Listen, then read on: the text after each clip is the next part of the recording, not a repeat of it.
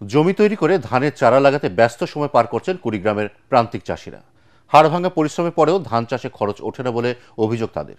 যদিও মাঠ পর্যায়ে কৃষকদের প্রণোদনা সহ নানা সহযোগিতা করা হয় বলে জানিয়েছে জেলা কৃষি সম্প্রসারণ অধিদপ্তর।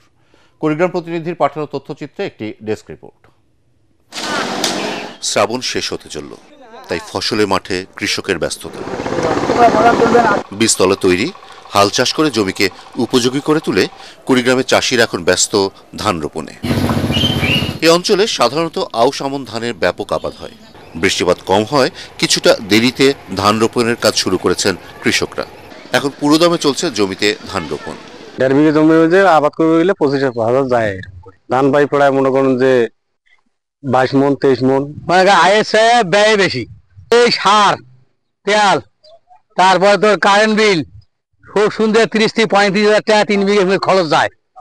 হ্যাঁ, কামলা কিষেন মইটাই ভাই, ওই হিসেবে তুলনা করলে আমার লস। এবছরে রোপা আমনের লক্ষ্যমাত্রা ধরা হয়েছে আমাদের 23,450 হেক্টর জমিতে।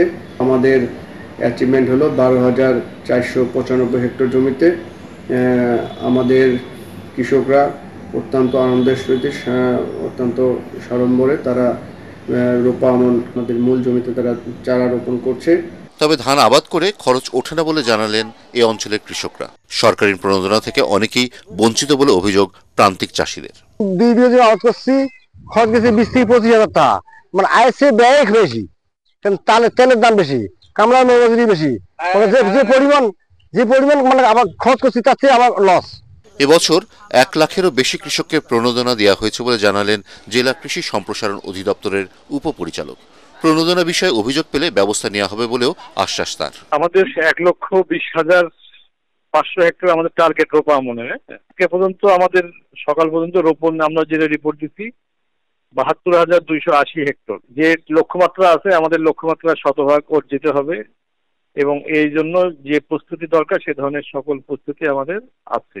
চলতি বছর কুড়িগ্রামে ধান চাষের লক্ষ্যমাত্রা ধরা হয়েছে 1,20,500 হেক্টর জমিতে। এ পর্যন্ত ধান রোপণ হয়েছে 72,280 হেক্টর জমিতে। Bureau report, ATN Bangla.